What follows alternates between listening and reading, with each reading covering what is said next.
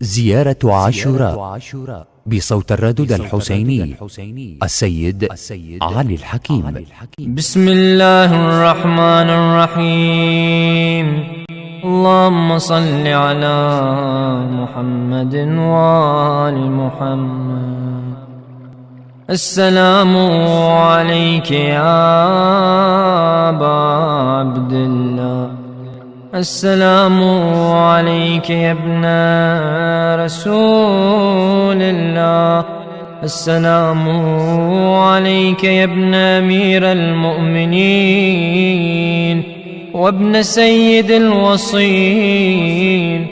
السلام عليك يا ابن فاطمة سيدتي نساء العالمين. السلام عليك يا ثار الله وابن ثاره والوتر الموتور. السلام عليك وعلى الأرواح التي حلت بفنائك. عليكم مني جميعا سلام الله أبدا ما بقيت وبقي الليل والنهار. يا أبا عبد الله، لقد عظمت الرزية وجلت وعظمت المصيبة بك علينا وعلى جميع أهل الإسلام، وجلت وعظمت مصيبتك في السماوات على جميع أهل السماوات. فلعن الله أمة أسست أساس الظلم والجور عليكم أهل البيت. ولعن الله أمة دفعتكم عن مقامكم وأزالتكم عن مراتبكم التي رتبكم الله فيها. ولعن الله أمة قتلتكم. ولعن الله الممهدين لهم بالتمكين من قتالكم. برئت إلى الله وإليكم منهم ومن أشياعهم وأتباعهم وأوليائهم. يا أبا عبد الله، إني سلم لمن سالمكم وحرب لمن حاربكم إلى يوم القيامة. ولعن الله آل زياد وآل مروان. ولعن الله بني أمية قاطبة. ولعن الله ابن مرجان. ولعن الله عمر بن سعد. ولعن الله شمرا. ولعن الله أمة أسرجت وألجمت وتنقبت لقتالك. بأبي أنت وأمي، لقد عظم مصابي بك. فأسأل الله الذي أكرم مقامك وأكرمني بك أن يرزقني طلب ثارك مع إمام منصور من أهل بيت محمد صلى الله عليه وآله. اللهم اجعلني عندك وجيها بالحسين عليه السلام في الدنيا والآخرة. يا أبا عبد الله، إني أتقرب إلى الله وإلى رسوله وإلى أمير المؤمنين وإلى فاطمة وإلى الحسن وإليك بموالاتك وبالبراءة ممن قاتلك ونصب لك الحرب، وبالبراءة ممن أسس أساس الظلم والجور عليكم، وأبرأ إلى الله وإلى رسوله ممن أسس أساس ذلك وبنى عليه بنيانه وجرى في ظلمه وجوره عليكم وعلى أشياعكم. برئت إلى الله وإليكم منهم، وأتقرب إلى الله ثم إليكم بموالاتكم وموالاة وليكم، وبالبراءة من أعدائكم والناصبين لكم الحرب، وبالبراءة من أشياعهم وأتباعهم. إني سلم لمن سالمكم، وحرب لمن حاربكم، وولي لمن والاكم، وعدو لمن عاداكم.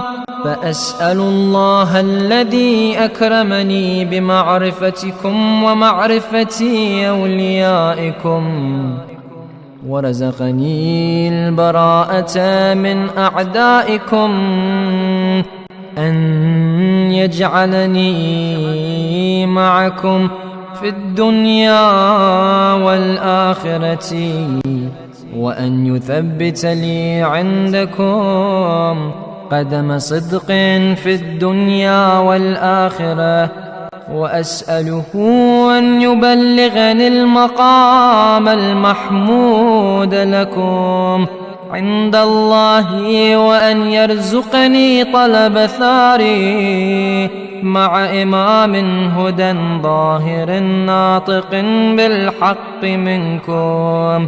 وأسأل الله بحقكم وبالشأن الذي لكم عنده أن يعطيني بمصابي بكم أفضل ما يعطي مصابا بمصيبته، مصيبة ما أعظمها وأعظم رزيتها في الإسلام وفي جميع السماوات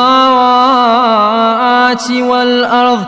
اللهم اجعلني في مقامي هذا ممن تنال منك صلوات ورحمة ومغفرة.